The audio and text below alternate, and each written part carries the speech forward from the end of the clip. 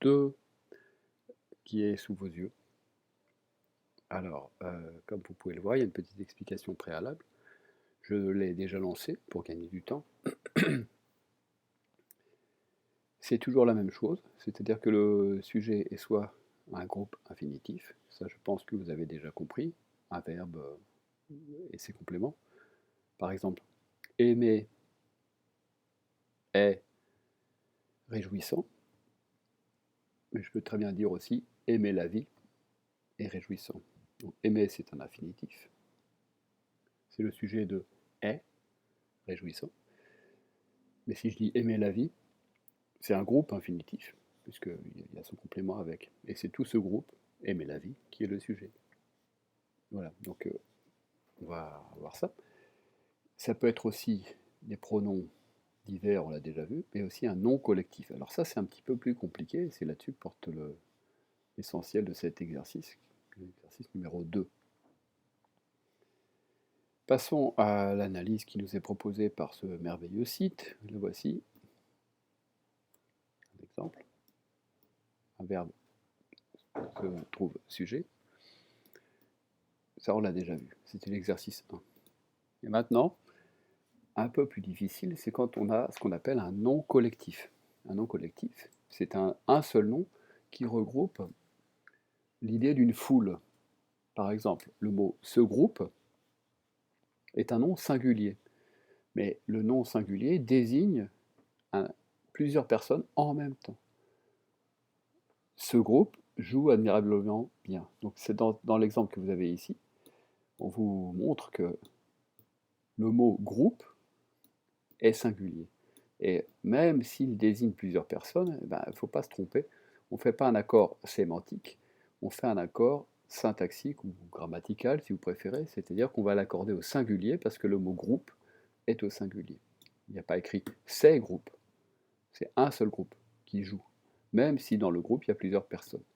Voilà.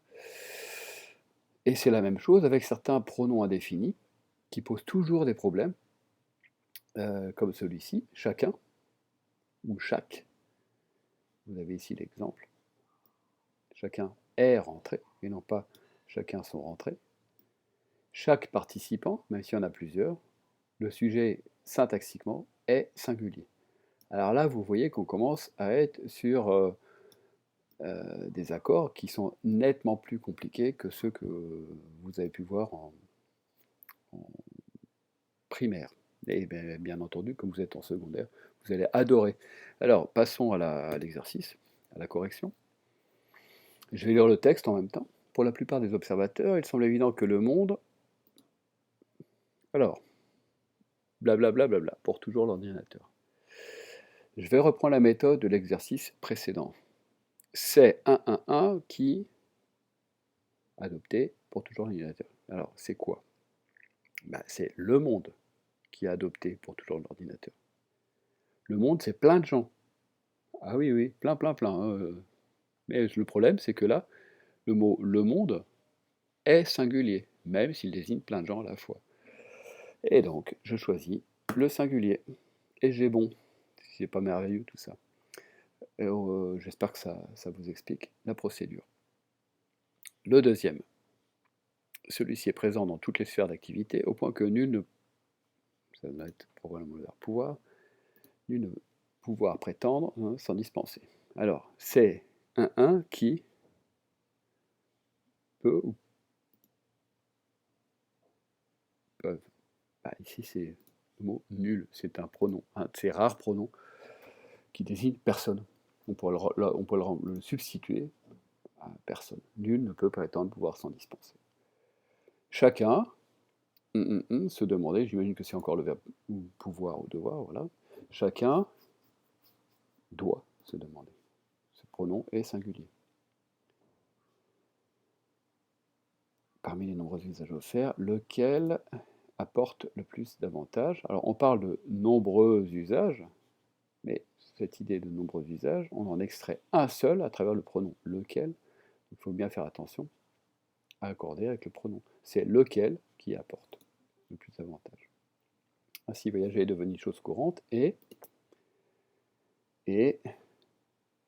Alors, c'est quoi qui se planifie? C'est voyager. Cela se planifie. Donc ici, c'est singulier. Quoi qu'on en... Pardon, quoi qu'on désire, Internet est là. C'est un qui désire. C'est on.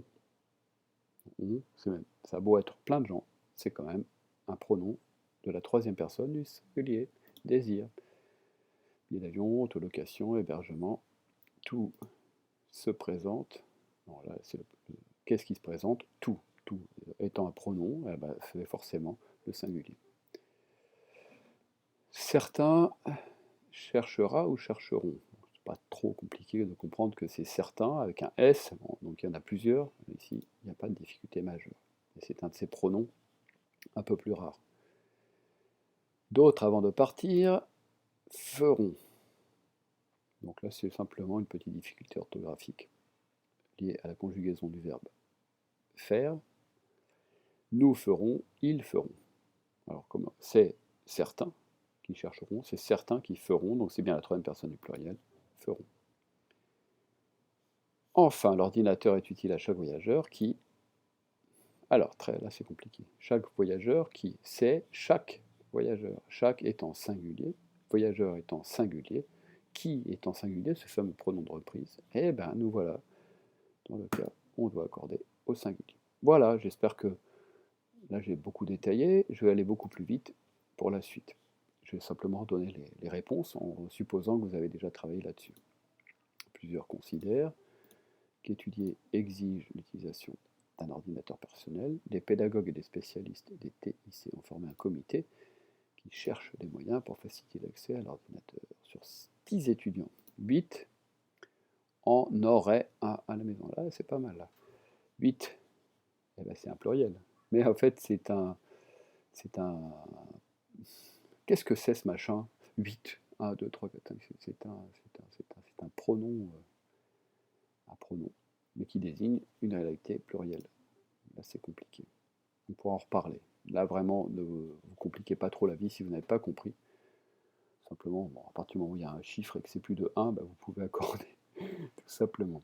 Quant à ceux et celles qui n'en possèdent pas encore, parions que le leur existe au moins dans la liste de leurs futurs achats. Le leur, on peut le remplacer par cela. Parions que cela existe dans leurs futurs achats.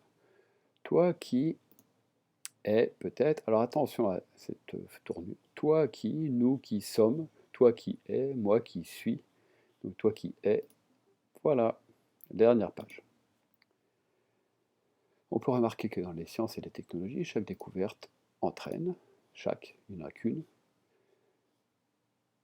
Je me demande qui se rappelle, ici c'est le pronom qui, c'est qui se rappelle, mais comme on ne sait pas qui c'est, ben il est neutre et singulier. Il y a un insecte qui s'était logé dans un pluriel. Non. On sourit aujourd'hui, on, c'est plein de gens, mais le pronom est la troisième personne du singulier, c'est donc it. Bon, il y a quelques termes ici qui sont amusants. Les termes souris, clavardage, bogue, verre, courriel et autres mots récents désignent des réalités inédites, et tout cela entre. Qu'est-ce qui entre? C'est cela qui entre. Cela, c'est un pronom. Donc c'est la troisième personne du singulier. Ah, j'ai eu 20 sur 20. La dernière fois, j'ai vu 19. Bon, ouais, à vous de faire mieux. Hein. J'espère que ça vous a un petit peu éclairé et que vous allez pouvoir intégrer tout cela dans la merveilleuse, magnifique dictée que nous ferons très prochainement. Voilà, je m'arrête ici pour cet exercice et je vous souhaite de bien belles heures en ces périodes troublées. À très bientôt.